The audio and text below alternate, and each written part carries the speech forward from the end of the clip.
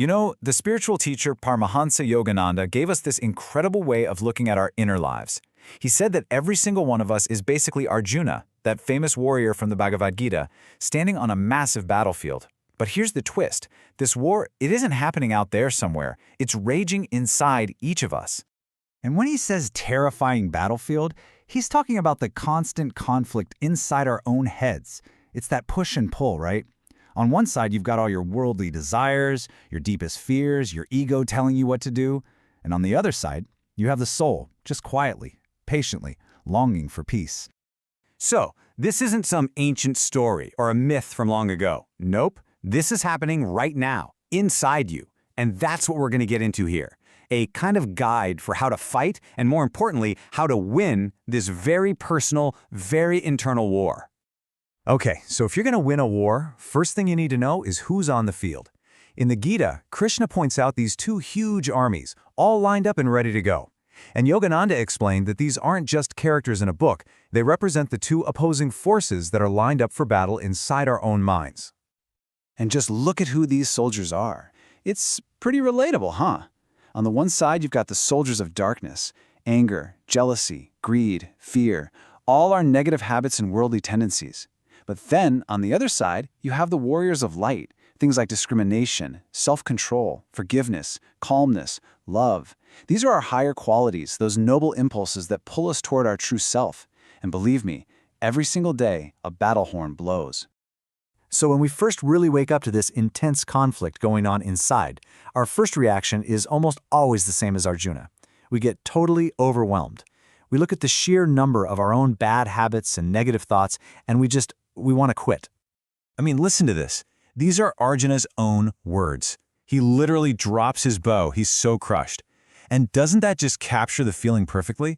That moment when you look at all your own flaws and just think, there's no way I can win this fight against myself. But this is where Krishna, who's really that divine voice inside us, steps in with this game-changing insight. He basically says, look, this battle is happening whether you like it or not. Your habits, your desires, they're already on the field. So here's the big reveal. You don't get to choose if there's a war. Your only real choice is deciding which army you're going to lead. All right, so if we have to fight, how in the world do we win? Well, lucky for us, Yogananda broke down Krishna's wisdom into a super practical, basically invincible battle plan.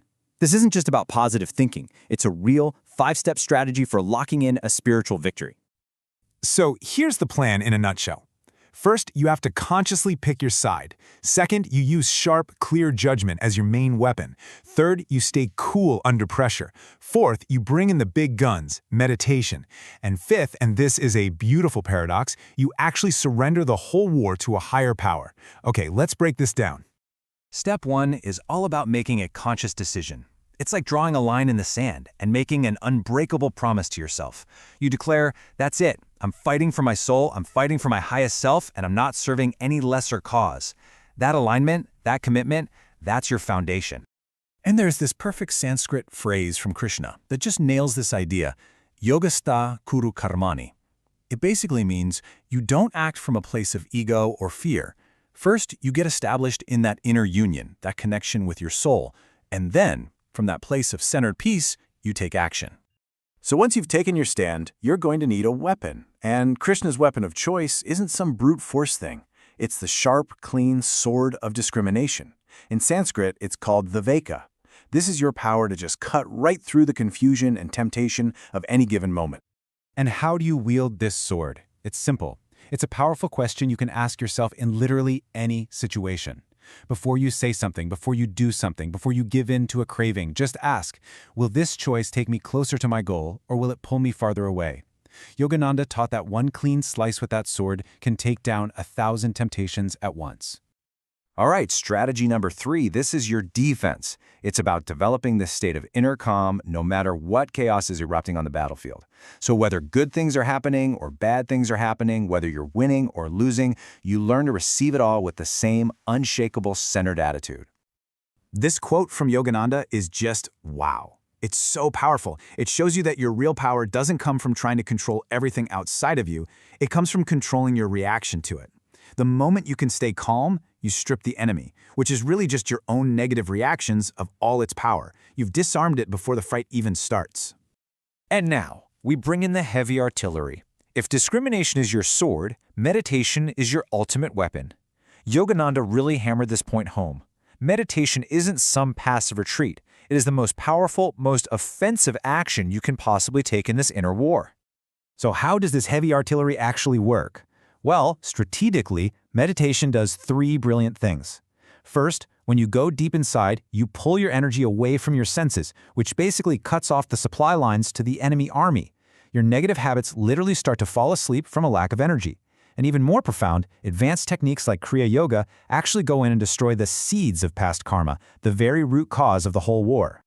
And that brings us to the final, and maybe the most profound step of the whole plan.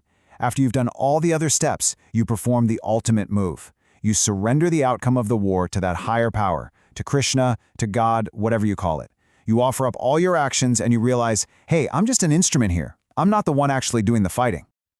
This, right here, is the biggest secret in the whole Bhagavad Gita. Krishna tells Arjuna, fight with everything you've got, but do it knowing that I am the one who's actually doing it. The moment you take your ego out of the equation and just fight as an instrument of the divine, victory isn't just possible, it is absolutely guaranteed. So after all this fighting, all this strategy, what does victory even look like? Well, the goal isn't just to beat the enemy for a day. It's to achieve this state of lasting, unshakable freedom. It's about ending the war for good. But maybe the most beautiful, most reassuring part of this whole teaching from Yogananda is this.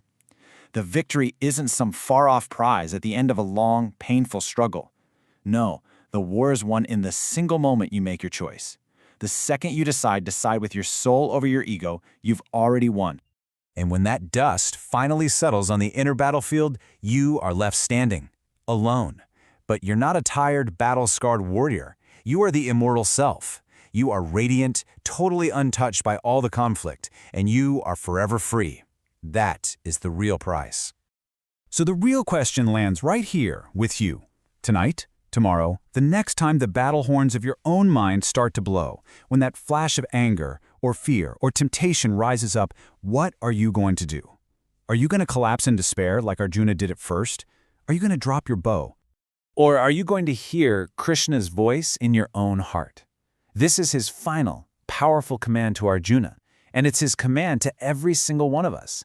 It's a call to action. Shake off that weakness, that feeling that you can't win, and rise. Pick up your bow. The victory is already yours for the taking.